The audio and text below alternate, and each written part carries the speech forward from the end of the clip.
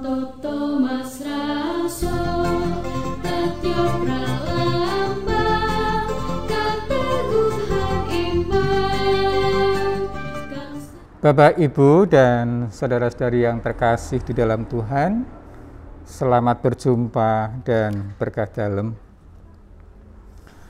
Tahun Santo Yosef, hati Bapa sejati, berkelit, berkatekese tentang liturgi kelima. Pada tanggal 1 Mei, gereja merayakan peringatan Santo Yusuf, pelindung gereja dan pekerja. Tercatat juga dalam kalender liturgi, kalau hari ini adalah peringatan fakultatif Santo Yusuf, pekerja. Peringatan ini ditetapkan oleh Paus Pius ke-12 pada tahun 1955 untuk mengajak kita meneladan Santo Yusuf dan mohon agar Tuhan menyucikan pekerjaan kita serta Santo Yusuf melindungi pekerjaan kita. Pada tanggal tersebut, masyarakat internasional juga merayakan sebagai Hari Buruh Internasional. Menurut sejarah, Hari Buruh ini diadakan untuk memperingati peristiwa Haymarket di Amerika Serikat pada tahun 1886, yaitu ketika kaum buruh menuntut 8 jam kerja sehari. Hari Buruh mengajak kita untuk menghormati martabat dan hak-hak kaum buruh, para pekerja, pegawai, upahan kita. Yang khas kali ini adalah peringatan Santo Yusuf pekerja ini dalam rangka tahun Santo Yusuf yang telah ditetapkan oleh Paus Fransiskus. Sri Paus menghendaki agar kita meneladan Santo Yusuf yang selain tekun melaksanakan pekerjaan kita demi kebaikan hidup bersama, juga meneladan kerelaannya untuk bekerja di belakang layar, tidak banyak omong, tetapi bekerja dengan tekun dan setia. Pada masa pandemi ini, kita perlu meneladan sikap Santo Yusuf yang banyak hening dan berdoa, tetapi tetap terus bekerja bagi kepentingan dan keselamatan sesama. Santo Yusuf mengajari kita untuk tidak banyak publisitas diri, melainkan bekerja nyata bagi sesama, dibarengi doa yang tekun dan tiada henti bagi segera berakhirnya masa pandemi COVID-19 ini. Ada beberapa keutamaan hidup yang hendaknya patut direnungkan sesuai dengan seruan apostolik Patris Corde, yakni 1. Yusuf seorang bapak yang dikasihi. Dalam sebuah keluarga, seorang bapak merupakan pribadi yang menempati tempat yang penting. Dia adalah kepala keluarga, bertanggung jawab atas istri dan anak-anaknya. Apa yang dialami, dirasakan, dan dihadapi istri serta anak-anaknya merupakan tanggung jawab dan perhatian seorang suami dan bapak keluarga. Itu juga yang terjadi dalam keluarga kudus Nazaret, Yesus, Maria, dan Yusuf. Kita tahu dan dapat merasakan bagaimana pengalaman awal yang berat dialami oleh Yusuf dan Maria. Mencari penginapan saat Maria akan melahirkan, dan tidak mendapatkan. Saat harus membawa Maria dan sang bayi lari ke Mesir menghindari ancaman pembunuhan anak-anak dari Raja Herodes.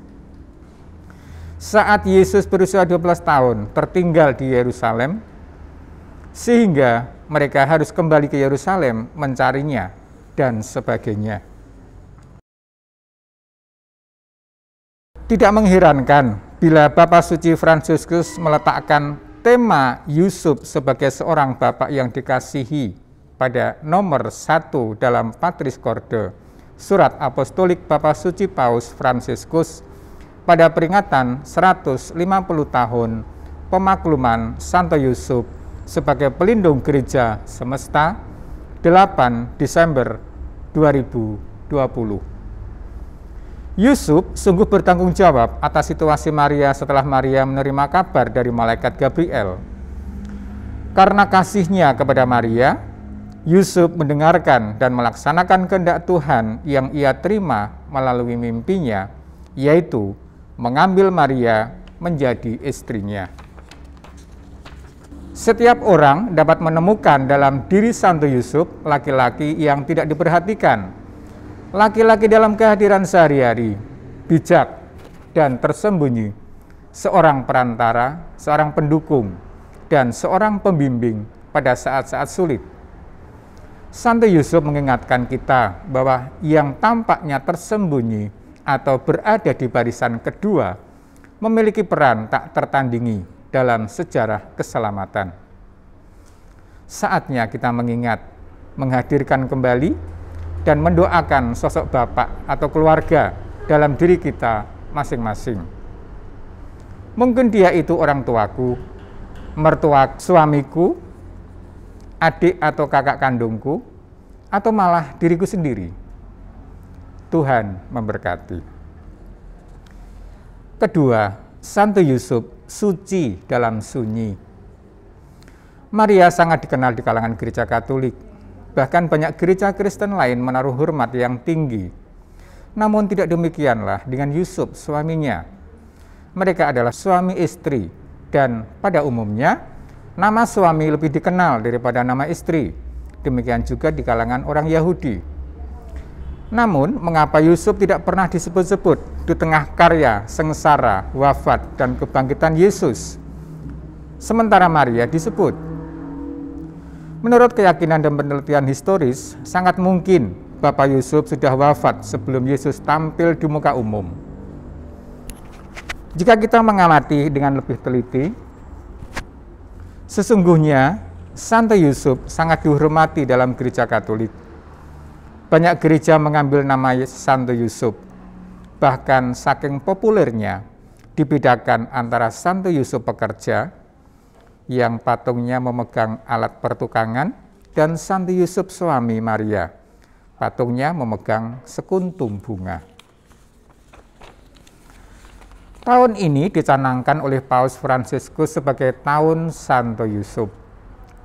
Disebut oleh Bapak Suci, sosok Santo Yusuf adalah bapa yang penuh kasih dan lemah lembut. Dia adalah seorang bapa yang patuh, yang menerima namun sekaligus kreatif dan pemberani. Bapa yang giat bekerja dan bapa yang dalam bayang-bayang. Keadaan pandemi COVID-19 mengajak kita untuk melihat lebih jelas pentingnya orang-orang biasa yang jauh dari pusat perhatian, namun sabar menanggung keadaan dan hadir dengan menawarkan harapan. Bercermin pada Santo Yusuf, marilah kita menghargai dan meneladan pribadi-pribadi yang kehadirannya sehari-hari tidak diperhatikan, yang dalam kesunyian mengambil pilihan dan keputusan yang bijaksana. Mereka ini adalah orang-orang yang sangat mungkin suci walau dalam kesunyian. Jangan-jangan itu adalah orang-orang terdekat di tengah-tengah keluarga kita. Ketiga, Santo Yusuf taat pada Allah lewat mimpi. Dalam tradisi masyarakat Jawa, mimpi dapat dikelompokkan menjadi 3 macam berdasarkan waktu. Ketiga mimpi itu adalah Titiyoni, yaitu pukul 21 sampai 24. Gondoyoni, pukul 24 sampai 3 dini hari. Dan Puspa Tajem, yakni pukul 3 dini hari sampai pukul 6 pagi. Titiyoni adalah mimpi yang tidak memiliki arti yang sangat khusus. Gondoyoni adalah mimpi yang menunjukkan pada kualitas kejiwaan kita, menyingkapkan apa yang tersembunyi di dalam diri kita agar dapat diketahui, diterima, dan kemudian diolah. Sementara Puspa Tajem adalah mimpi yang diyakini memiliki makna yang sering menjadi kehendak Allah. Kitab suci juga biasa mengaitkan kehendak Allah yang disampaikan melalui mimpi. Santo Yusuf termasuk yang mengalaminya. Paus Fransiskus dalam surat apostolik Patris Corde menguraikan bahwa ada 4 mimpi yang dialami oleh Santo Yusuf dan langsung dilaksanakannya dengan taat sesuai pesannya. Setiap mimpi menunjukkan kehendak Allah yang harus dilaksanakannya. Paus Fransiskus menyebut Santo Yusuf sebagai seorang bapak yang taat. Ketaatan Santo Yusuf terhadap kehendak Allah sudah teruji sejak awal, yaitu saat ia mau memperistri Maria. Pertama, lewat kebimbangannya. Dia didatangi malaikat Tuhan agar tidak takut mengambil Maria sebagai istrinya. Kedua, saat bayi Yesus akan dibunuh oleh Herodes, Yusuf membawa Maria dan Yesus mengungsi ke Mesir sampai Herodes meninggal. Ketiga, saat tinggal di Mesir, Santo Yusuf diberitahu lewat mimpi bahwa Herodes sudah meninggal. Lalu dia membawa Maria dan Yesus untuk kembali ke tanah Israel. Keempat, dalam perjalanan pulang, Yusuf diberitahu bahwa Arkelaus menjadi raja di Yudea menggantikan Herodes, ayahnya. Karena dinasihati dalam mimpi, Yusuf pergi ke daerah Galilea dan tinggal di sebuah kota yang bernama Nazaret. Santo Yusuf sungguh menjadi teladan dalam ketaatan melaksanakan kehendak Allah.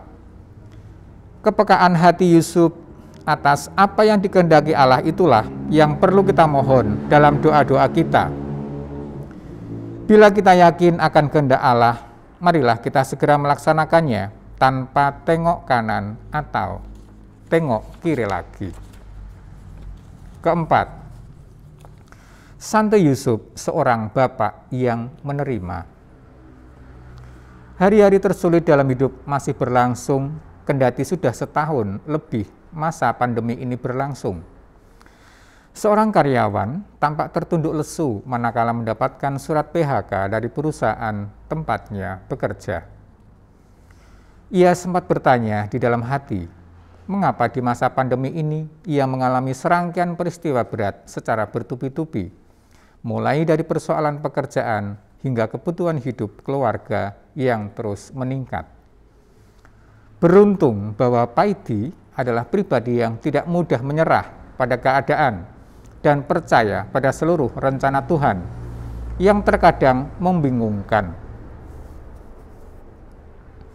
Ia teringat perkataan Ayub manakala menjawab ajakan istrinya untuk memberontak terhadap semua kejahatan yang menimpanya. Apakah kita mau menerima yang baik dari Allah, tetapi tidak mau menerima yang buruk? Pengalaman ini mengingatkan kita akan gambaran Santo Yusuf sebagai seorang bapak yang menerima. Ia mengalahkan egonya dengan menerima Maria tanpa menuntut syarat apapun. Jalan rohani yang ditunjukkan Yusuf kepada kita bukanlah jalan yang menjelaskan, tetapi jalan menerima. Hanya berangkat dari penerimaan, dari pendamaian ini, orang juga bisa memahami sejarah yang lebih besar, makna yang lebih dalam. Yusuf adalah pribadi yang kuat dan berani. Ia tidak mengambil jalan pintas, tetapi menghadapi semua dengan keterbukaan hati akan bimbingan Tuhan. Acap kali dalam hidup ini banyak peristiwa yang terjadi tidaklah mudah untuk dimengerti. Bukanlah masalah besar apabila saat ini segala hal tampak berjalan tidak semestinya. Teruslah maju dan berjalan ke depan, sebab Allah mampu menumbuhkan bunga-bunga di antara bebatuan. Cari, temukan, dan lihatlah. Bunga-bunga indah di antara semak berduri. Anda akan mengaguminya. Kelima, Santo Yusuf, bapak yang berani dan kreatif. Berbagai macam kesulitan dialami dan dihadapi oleh banyak orang, bahkan hampir semua orang, akibat amuan si COVID-19. Banyak orang kehilangan pekerjaan, sehingga membuat mereka harus beralih pekerjaan. Bahkan masih banyak pula di antaranya yang hingga saat ini pun belum mendapatkan pekerjaan kembali. Warung makan siap saji sepi pembeli, Gojek sepi penumpang. Banyak orang bertanya-tanya, kapan ya COVID-19 ini berlalu? Perekonomian terguncang, penghasilan keluarga menurun drastis. Mengeluh, jengkel, marah, tentu bukanlah solusi untuk mengatasi dan keluar dari kesulitan akibat COVID-19 ini. Diam saja meratapi nasib, frustasi, kehilangan harapan, menyerah pada keadaan, tanpa mencari jalan keluar dan dari kesulitan, itu namanya tindakan bodoh sebagai murid-murid Tuhan. Apalagi kalau sampai menyalahkan Tuhan, itu namanya keterlaluan dan bukanlah perilaku orang beriman. Mari kita meneladani Santo Yusuf, seorang pribadi sekaligus bapak yang berani dan kreatif dalam menghadapi berbagai macam kesulitan di dalam kehidupannya. Santo Yusuf adalah kepala keluarga yang bijaksana dan bertanggung jawab melindungi Maria istrinya dan Tuhan Yesus anaknya. Gusti Mboten Sari. Demikian orang Jawa mengatakan. Allah bertindak dengan mempercayakan pada keberanian kreatif Yusuf. Allah selalu menemukan cara untuk menyelamatkan kita, asalkan kita menggunakan keberanian yang sama seperti tukang kayu dari Nazaret itu. Yusuf tahu bagaimana mengubah masalah menjadi peluang dengan selalu menaruh kepercayaan pada penyelenggaraan ilahi. Bila kadang Allah tampaknya tidak menolong kita, hal ini tidak berarti bahwa Dia telah meninggalkan kita. Tetapi Dia mempercayai kita akan apa yang bisa kita rancang, ciptakan, dan temukan. Marilah kita mohon pertolongan dan doa dari Santo Yusuf, agar kita teguh dan kuat dalam iman dan pengharapan di masa pandemi COVID-19 ini. Semoga mereka yang masih mencari-cari pekerjaan segera mendapatkannya. Keenam, Santo Yusuf, Bapak yang bekerja. Ada pendapat yang mengatakan bahwa dunia kerja menyediakan dua pilihan, mencintai pekerjaan atau mengeluh setiap hari. Jika tidak bisa mencintai pekerjaan, maka kita hanya akan memperoleh 5 eng. Ngeluh, ngedumel, ngegosip, ngomel, dan ngeyel. Hampir semua orang pernah mengalami rasa lesu dan bosan dalam pekerjaan. Itu biasa, lumrah, namun harus diatasi. Cara terbaik untuk mengatasinya adalah dengan langsung membenahi pangkal masalahnya, yaitu motivasi kerja.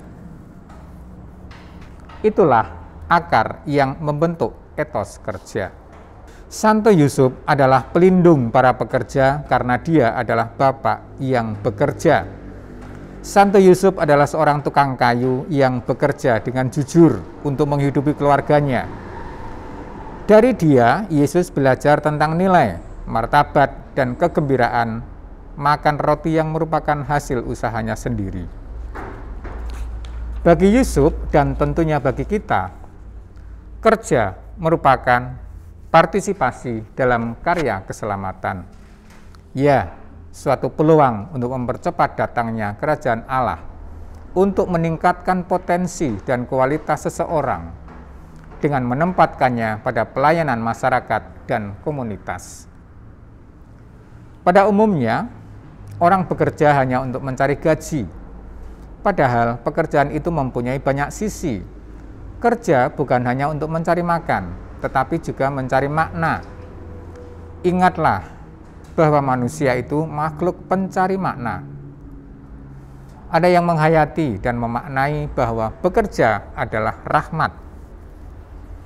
Yang lain menghayati dan memaknai bahwa bekerja adalah amanah. Yang lain lagi mengatakan bahwa bekerja itu adalah ibadah, panggilan, pelayanan, dan cara aktualisasi diri. Seturut teladan Santo Yusuf, bekerja mempunyai makna yang sangat rohani, yaitu merupakan partisipasi dalam karya keselamatan, suatu peluang untuk mempercepat datangnya kerajaan Allah. Marilah kita mohon kepada Santo Yusuf pekerja agar kita menemukan cara-cara untuk berkomitmen mengatakan, tidak ada orang muda, tidak ada pribadi, tidak ada keluarga yang tanpa pekerjaan. Ketujuh, Santo Yusuf Bapa yang dalam bayang-bayang. Lama, nama Santo Yusuf seperti tidak mendapatkan tempat dalam liturgi Gereja Katolik. Baru pada tanggal 13 November 1962, Paus Yohanes 23 memasukkan nama Santo Yusuf dalam doa syukur agung pertama. Dan melalui dekret Paternas Vices tertanggal 1 Mei 2013, Kongregasi Ibadah Ilahi dan Tata Tertib Sakramen memasukkan nama Santo Yusuf dalam doa syukur agung kedua, ketiga, dan keempat. Sejak saat itu, nama Santo Yusuf selalu disebut setelah nama Santa Perawan Maria dalam doa syukur agung. Dalam kitab suci sendiri, Santo Yusuf juga hanya diceritakan pada awal masa hidup Yesus. Kita tidak menemukan kalimat atau kata-kata yang disampaikan olehnya. Walaupun seperti menjadi tokoh yang diam, Santo Yusuf berperan sebagai bapak yang mendidik, mendampingi, dan mengasihi Yesus. Sehingga pada akhirnya Yesus siap untuk berkarya mewartakan kerajaan Allah. Santo Yusuf menjadi bayangan Bapa Surgawi bagi Yesus. Artinya, ia menghadirkan kasih Bapa yang menguatkan dan meneguhkan Yesus. Banyak orang dan dunia saat ini membutuhkan para bapak sebagaimana Santo Yusuf. Kita semua seperti anak-anak yang memerlukan kasih dan pendampingan dari bapak agar bertumbuh dewasa secara manusiawi dan iman. Pada saat yang sama, kita dipanggil untuk menghadirkan kasih Bapa Surgawi bagi sesama di sekitar kita, dan terlebih bagi mereka yang merindukan kasih sayang dari seorang Bapa. Marilah kita belajar dari kasih kebapaan Santo Yusuf. Ia mengasihi Yesus dengan tulus dan lepas bebas. Yesus bukan miliknya, maka Yusuf merelakannya ketika Yesus meninggalkan keluarga untuk melaksanakan kehendak Bapa Surgawi. Kita pun diajak untuk menghadirkan kasih Bapa Surgawi kepada anggota keluarga kita masing-masing dan kepada sesama yang kita jumpai, serta yang ada di sekitar kita. Bukan agar mereka terikat dan menjadi milik kita, namun agar mereka merasakan sendiri kasih dari Bapa Surgawi. Kedelapan, berdoa kepada Santo Yusuf. Doa kepada Santo Yusuf tidur. Ya Santo Yusuf, penjaga yang setia dan pribadi yang teguh di hadapan Allah, aku menyerahkan kepadamu segala keinginan dan kerinduanku.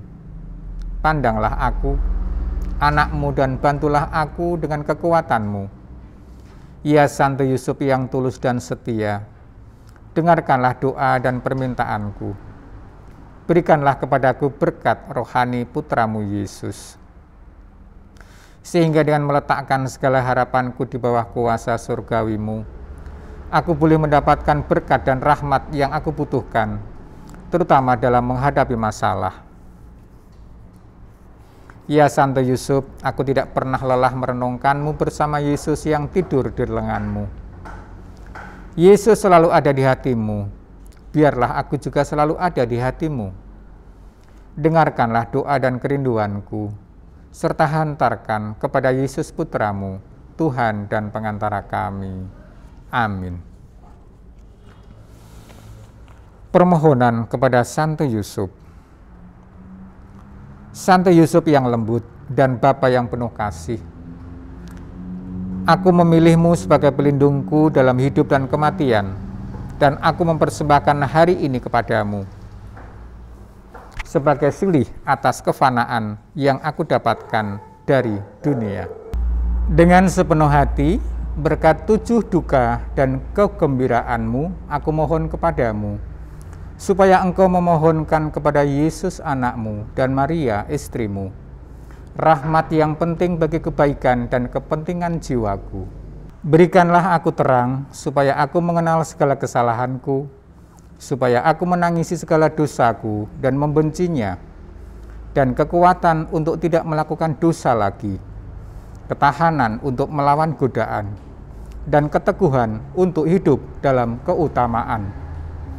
Dan secara khusus dalam doa ini, aku mohon kepadamu rahmat, sukacita, dan kesiapan untuk mati suci. Itulah yang aku mohon. Semoga sepertimu, aku makin mengasihi dan melayani Allah dan Tuhan, kini dan sepanjang masa. Yesus, Maria, dan Yusuf, hiduplah senantiasa dalam jiwaku. Yesus, Maria, dan Yusuf, dampingilah kami pada akhir hidup kami. Yesus, Maria, dan Yusuf, hantarlah jiwa kami menuju ke surga. Amin. Santo Yusuf, uruslah keperluan-keperluan kami. Santo Yusuf, syukur atas bantuanmu. Santo Yusuf, doakanlah kami. Amin.